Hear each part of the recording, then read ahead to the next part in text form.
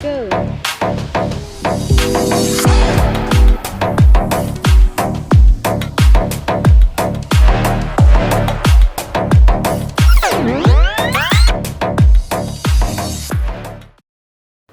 Assalamualaikum guys, ketemu lagi dalam acara Mengenal Ular ya. Kali ini kita udah kedatangan tamu ya. Kita akan ngebahas tentang ular dalam sudut pandang agama Islam. Kira-kira apa aja sih yang akan kita bahas? Sekarang kita sudah langsung bicara dengan Gus Agung. Silakan perkenalkan diri. Assalamualaikum Bang Randi dan Waalaikumsalam. teman-teman Nalar ya. Nalar. Ya. Mengenal ular dimanapun berada. Kita mau ngobrolin apa nih Bang? Jadi begini, Gus, ceritanya kan banyak ada yang mengatakan bahwa kalau saya bikin konten kan, kalau ketemu ular, mohon maaf, matikan aja gitu kan, nggak ada manfaatnya, dibilang seperti itu. Kan menurut saya dalam hadis katanya ada yang mengatakan bahwa memang ada anjuran untuk membunuh ular. Loh, saya tidak bisa menjawab itu karena saya bukan ahlinya. Untuk itu dengan datangnya Gus Agung di sini, kita akan ngebahas dari sudut pandang Islam seperti itu. Kira-kira seperti apa sih hukum dasar-dasarnya seperti apa? Ular itu memang dalam pandangan fikih terutama ya Bang ya. Kita bahas dari perspektif fikih aja deh. Itu ada beberapa aspek mungkin yang bisa kita obrolin tentang ular itu. Baik, apa aja tuh? Pertama soal tadi ya, bagaimana hukum membunuh ular. Oke, hukumnya. Kemudian juga bagaimana pemanfaatan ular. Pemanfaatan ular, oke. Entah konsumsi kah, entah mendayagunakan kulitnya kah, atau untuk pengobatan dan lain sebagainya. Terus satu lagi mungkin juga yang agak penting untuk kita bahas, bukan agak penting untuk kita bahas juga bagaimana hukum dari pemeliharaan atau apa ya, menganggap ular sebagai pet gitu, hewan peliharaan ya. Kan saya pikir banyak ya, sekarang teman-teman yang memelihara ular. Nah ini dalam pandangan Islam, dalam pandangan fikih terutama itu bagaimana gitu. Kalau tadi Bang Randi mention bahwa ada banyak hadis yang menganjurkan untuk membunuh ular. Memang secara teks banyak sekali kita bisa temukan beberapa hadis dan dari riwayat-riwayat yang berbeda-beda ya mengenai hal itu. Antara lain saya bisa cerita tentang salah satu hadis dari Abbas bin Abdul Muthalib ketika para sahabat sedang membersihkan air Zam-Zam. Lalu ada ular kecil, lalu Rasulullah memerintahkan sahabat untuk membunuh ular kecil itu. Gitu. Nah, lalu banyak redaksi-redaksi hadis yang lain juga sama menganjurkan untuk membunuh ular. Ya, baik. Namun kita juga perlu melihat dari berbagai sudut pandang, Bang. Karena ini juga kan dalam fikih itu harus tafsil ya, harus parsial gitu. Dalam pengertian nggak pukul rata. Ada terms and conditions. Berarti ada syarat-syarat yang berlaku di situ ya? Oh iya, ada syarat-syarat yang berlaku pada saat apa seseorang atau kita ketika berhadapan dengan ular, baik di alam terbuka maupun di pemukiman misalnya, gitu. Dan ini penting untuk menjadi pertimbangan sebelum kita mengambil sikap, gitu. Karena kan ini mungkin ada di bidang Bang Randi ya, ular itu kan nggak hanya sejenis hewan melata saja, tetapi juga dalam ekosistem itu memiliki peran penting. Betul sekali. Jadi ular itu sebagai salah satu rantai makanan. Dan juga pengendali hama kalau tidak salah kan. Dia sebagai predator yang mengendalikan hama karena memangsa tikus ya di pesawahan terutama kalau kaitannya dengan pertanian gitu kan. Nah jadi hal-hal ini juga penting untuk saya pikir ya untuk dijadikan sebagai satu landasan berpikir gitu sebelum kita mengambil langkah praktis menghadapi ular itu gitu. Jadi kita tidak langsung tiba-tiba langsung bunuh ketika ada ular seperti itu ya. Berarti harus ada. Ya, makanya penting konten-konten semacam Bang Randi yang membedakan gitu kan. Iya, Ini iya. ular spesies apa, tingkat bahayanya seperti apa, begitu kan. Kaitkan dengan wawasan ekologis tadi, ya Bang ya. Ya. Saya pikir ini adalah langkah yang bijaksana di dalam situasi kita saat ini yang memang perlu diakui ya, bahwa ekosistem di neighborhood di lingkungan kita ini memang tengah terjadi pergeseran ruang lahan gitu kan. Betul sekali. Kalau dulu di kampung-kampung masih banyak sawah, Gitu. sekarang kan diganti menjadi Sawahnya jadi perumahan dan lain sebagainya. Nah makanya, Itu. makanya ya, ini juga kita harus memiliki wawasan ekologis juga sebagai landasan kita bersikap menghadapi ular ini gitu. Karena boleh jadi keberadaan ular itu lebih dulu dibandingkan dengan keberadaan manusia di sana, kan begitu. Karena dulu sebenarnya itu adalah habitat ular. Sebetulnya demikian barangkali. Jadi gitu berubah kan. untuk jadi perumahan untuk habitat ularnya. Iya, Seperti tapi ya. memang kita harus berhati-hati. Kenapa Rasulullah banyak mention soal ular ini? Karena ular memiliki kemadorotan yang cukup rawan terhadap keselamatan manusia. Karena kan Islam itu kan sangat menghormati keselamatan manusia ya. Hifdzun nafas kan, salah satu dari pokok-pokok dasar yang dia jaga betul dalam Islam itu adalah menjaga nyawa manusia. Diprioritaskan gitu. Artinya kalau kita dalam satu kondisi antara mengalahkan ular dengan menyelamatkan manusia, kita selamatkan manusia gitu kan. Jadi situasionalnya. Situasionalnya tentu saja itu sangat menjadi penentu terhadap sikap terhadap ular itu gitu. Baik. Nah, balik lagi bahwa keputusan untuk membunuh ular itu penting untuk dilandasi dengan sikap yang bijaksana, dengan wawasan ekologis, saya pikir begitu ya. Artinya kalau misalkan ular itu masih bisa kita usir, masih bisa kita kembalikan kepada habitatnya yang layak, dijauhkan dari lingkungan manusia, itu bagi saya itu keputusan yang bijak. Baik, jadi memang harus didasari pengetahuan juga untuk hal itu. Betul, betul. Keputusan yang bijak karena satu kita tetap melaksanakan apa yang dianjurkan oleh Rasulullah kan begitu. Baik. Kemudian yang kedua juga big picture-nya nih, kita juga harus aware dengan situasi ekologis kita saat ini gitu kan. Betul. Bagaimana seandainya misalkan yang kita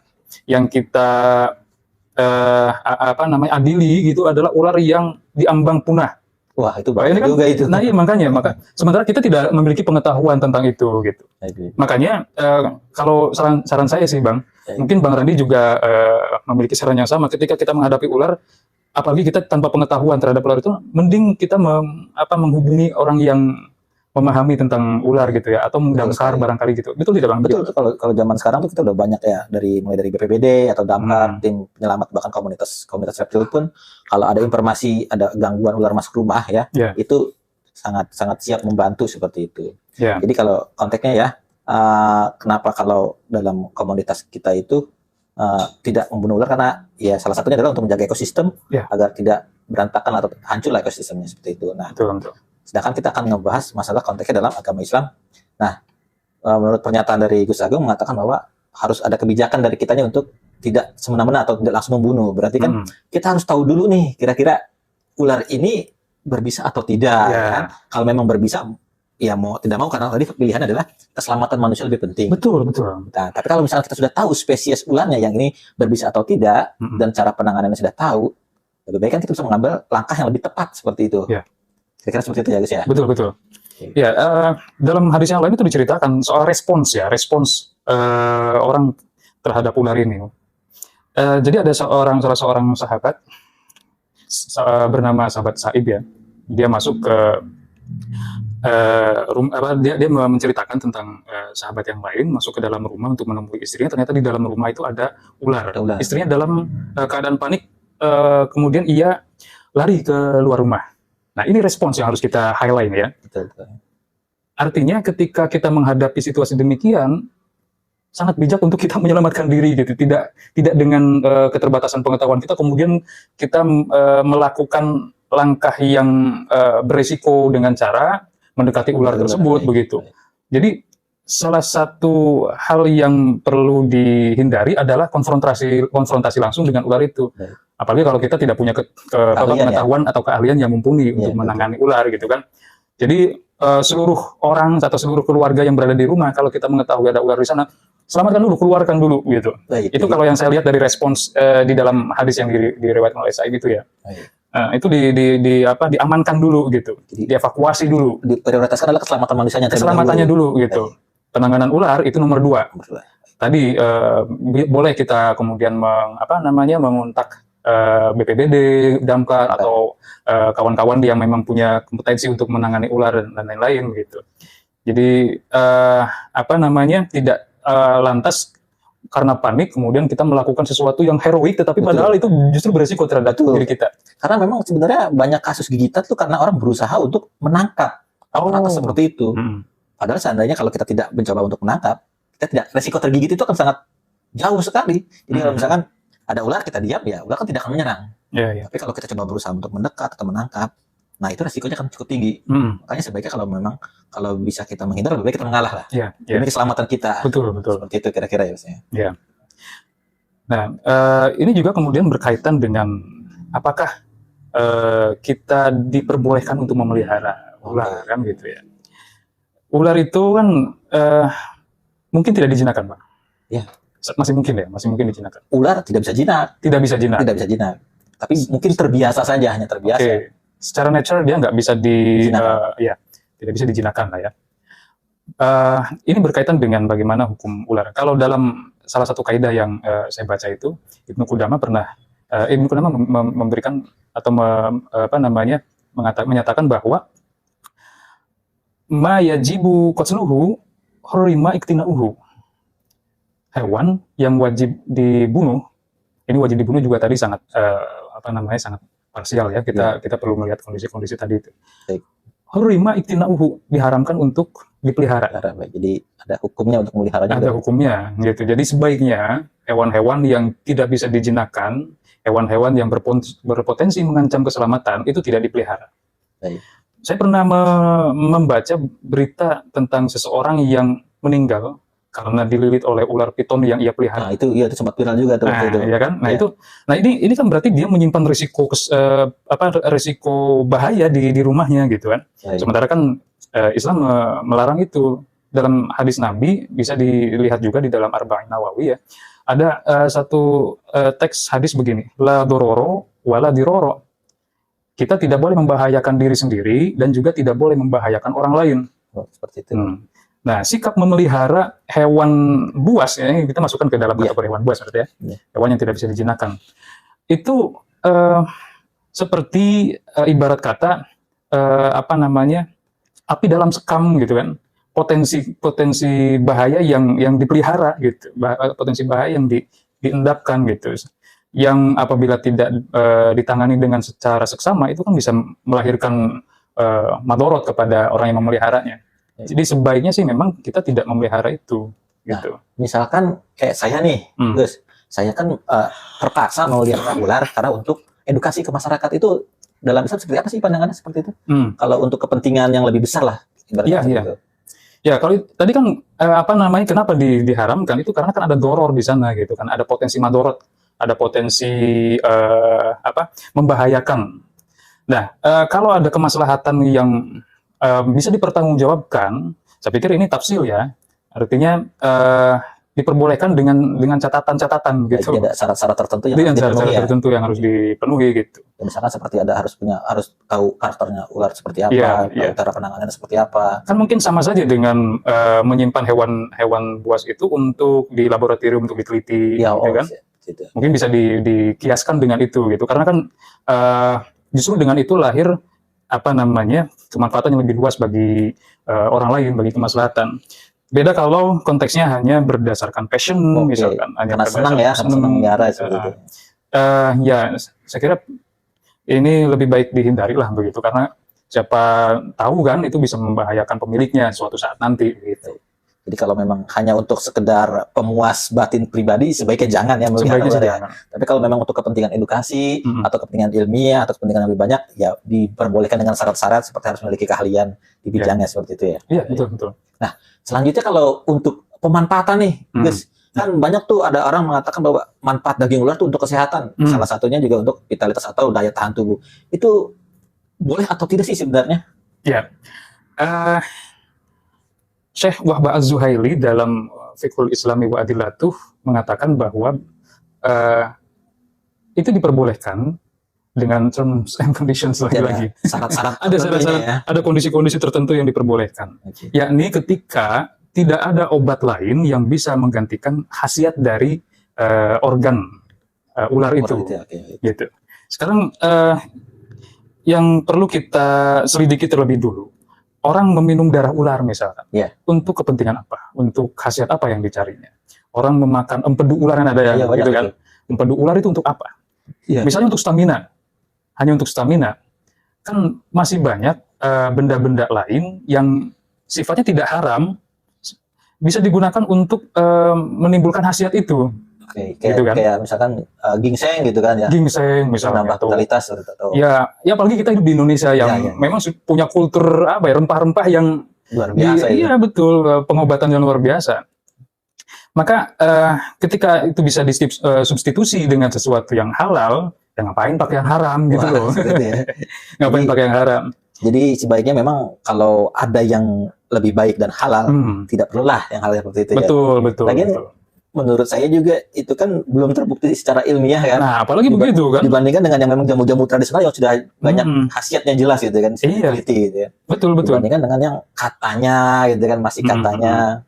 Mitos lah. Itu ya betul, sekedar itu udah jauh lagi Apalagi pembahasannya. begitu kan, tidak ada dasar secara medis gitu ya. Iya, betul. Tuh. Nah, Tapi makanya yang pasti kalau makan daging ular bikin kenyang gitu. ya, itu begini Bang. Daging ular kan memang haram ya. Iya. Haram karena kan dia hewan buas bertaring kan gitu, itu sudah jelas haram lah. Jelas ya.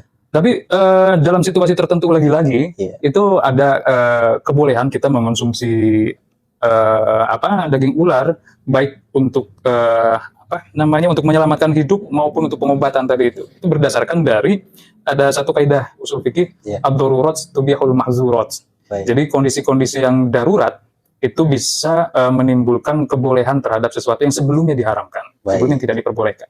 Jadi dalam situasi tertentu memang seperti kayak misalkan untuk kebutuhan bertahan hidup kita boleh makan dagingnya. Ya, Lalu kalau memang tidak ada obat selain itu, Yes. kita bisa menggunakan itu. Jadi ada pengecualian ya. betul sekali. Itu. Tuh.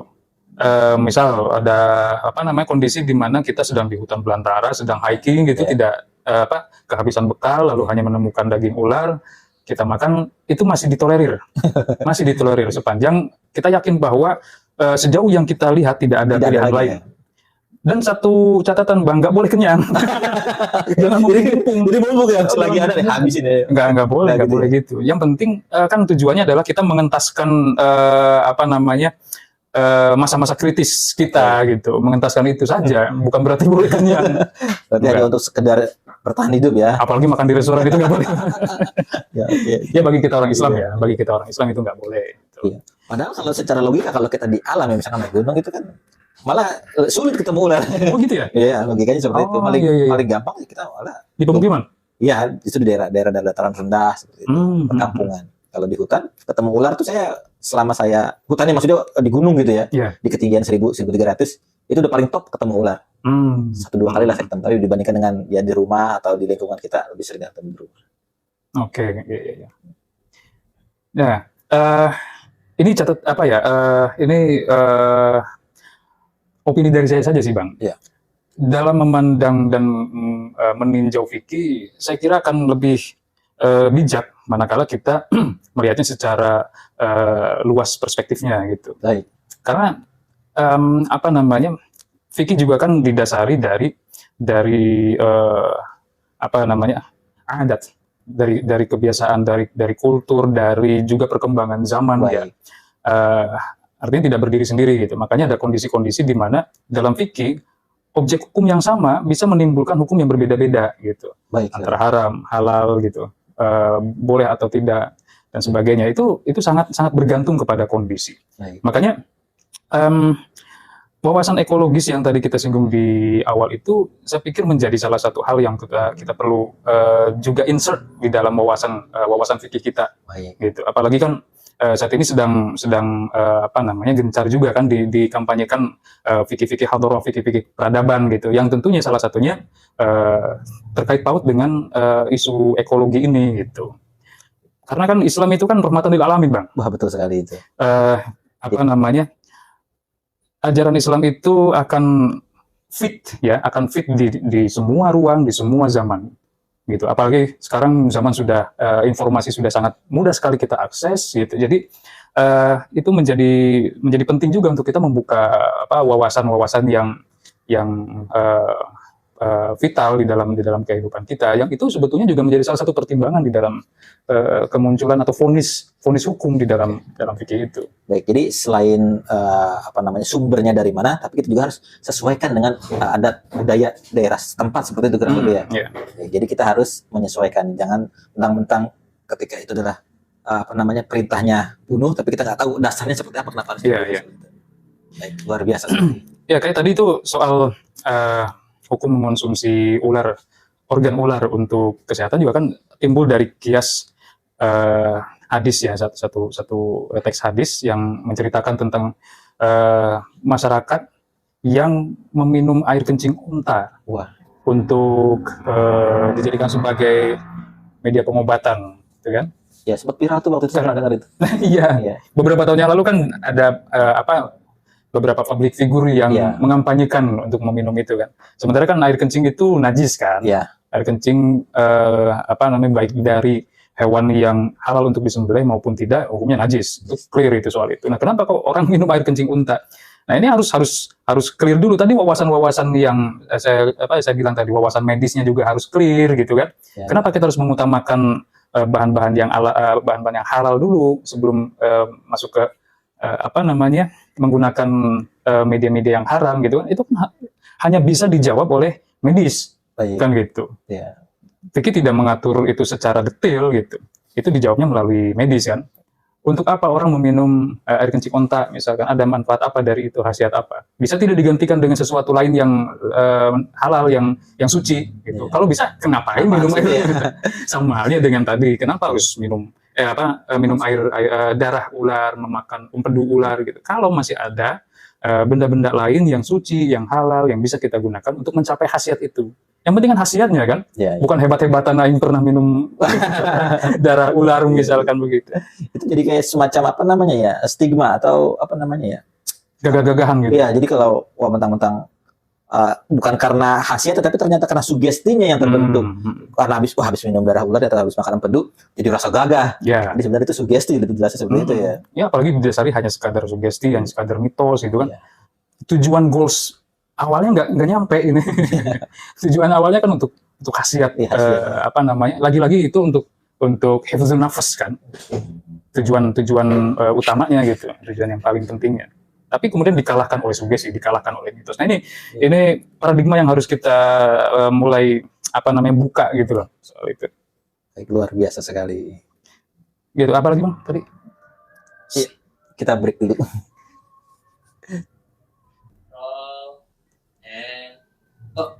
Nah, ini satu lagi, kalau untuk pemanfaatan seperti kulitnya untuk aksesoris atau untuk pakaian itu bagaimana tuh?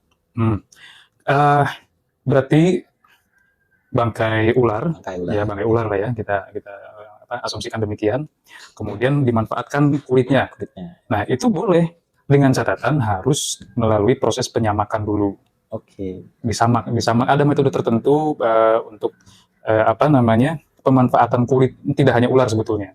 Berlaku untuk hampir semua hewan yang bisa dimanfaatkan kulitnya.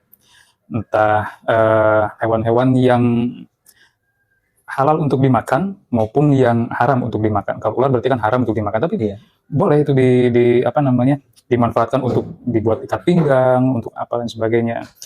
Tuh. Karena ada satu hadis mengatakan bahwa idza dubighul ibah faqad tahura. Ini dasarnya ini.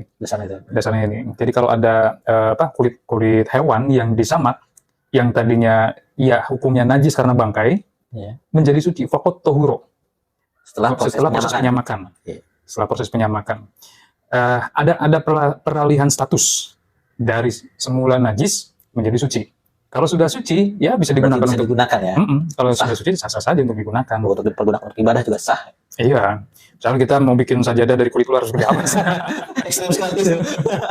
Itu nggak masalah. Nggak masalah. Nggak masalah karena itu sudah suci ya. Sudah suci. Yang penting kan status dari kesucian benda itu yang akan digunakan itu. Tapi dengan proses penyamakan. Baik. Jadi dengan catatan penggunaan kulit ular untuk aksesoris atau untuk hiasan itu boleh digunakan asal sesuai dengan syariat penggunaannya atau proses penyamakannya seperti itu ya. Ya. Walaupun itu dikategorikan adalah binatang haram. Betul. Tapi karena proses penyamakannya akhirnya bisa dikatakan itu adalah suci dan boleh dipergunakan. Luar biasa sekali. Tapi kalau kita kembali ke wawasan ekologi, seyogianya, apalagi kan ular juga kita perlu hati-hati soal populasinya juga ya. Betul sekali. Jadi jangan mengambil ular atau menangkapi ular untuk sengaja dibunuh lalu diambil kulitnya. Itu tidak berwawasan ekologi. Gitu. Jadi kalau pengen mengambil kulit dari ular, ya ambil yang mati gitu. Cari yang mati saja. Kalau mati kan dia juga nggak ada kepentingan lagi si ular itu. Tidak ada manfaatnya lah. Baik dimanfaatkan. Iya, seperti itu. Ya, memang itu salah satu jadi concern juga ya, pemburuan ular untuk diambil kulitnya. Kalau dalam peraturan tuh memang untuk beberapa jenis ular boleh diburu, boleh untuk dimanfaatkan untuk kulitnya. Tapi itu ada dasar biasanya adalah hasil penangkaran. Ya kalau untuk hasil alam sudah tidak boleh sekarang. Jadi ya udah ada dasar hukumnya kalau di Indonesia.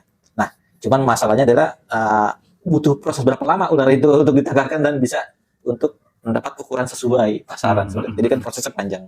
Seperti itu ya. Baik, luar biasa sekali. Baik, saya rasa cukup sekian dari tadi kita udah ngebahas bahwa pertama adalah hukumnya. Hukum ular itu bahwa memang dalam Islam mengatakan bahwa itu ular wajib dibunuh, tapi dengan catatan ya, ada syarat-syarat tertentu yang tidak bisa kita langsung tiba-tiba membunuh ya, seperti itu ya. Lalu yang kedua adalah untuk hukumnya memelihara. Memelihara itu sepertinya memang karena memang haram, lebih banyak mudaratnya, sebaiknya jangan memelihara ular ya. Tapi untuk catatannya, kalau untuk penelitian atau namanya edukasi itu boleh saja, asalkan ada manfaatnya ya. Lalu untuk pemanfaatannya, untuk seperti kesehatan atau untuk yang lainnya stamina, itu kalau memang ada substitusinya atau yang lainnya sebaiknya pergunakan yang halal lebih dahulu, kecuali memang sudah tidak ada lagi ya. Baik. Orang sekarat gitu harus benar-benar darah ular. Ya udah. Mau tidak mau kalau sebenarnya karena keadaannya darurat atau seperti tidak ada makanan yang lain, adanya ular mau tidak mau teman seperti itu. Lalu yang terakhir adalah pemanfaatan untuk kulitnya. Pemanfaatan untuk kulitnya adalah boleh selama sesuai dengan syariat untuk penggunaannya dan tata cara pembuatannya. Seperti itu ya. Baik, kurang lebih seperti itulah pandangan Islam dalam mengenai ular. Selanjutnya nanti kita akan memperjelas lagi mengenai jenis-jenis ular, karakter ular di acara video selanjutnya. Dari saya, Ceusian. Assalamualaikum warahmatullahi wabarakatuh. Waalaikumsalam warahmatullahi wabarakatuh. Terima kasih banyak Mas. Luar biasa. Thank you.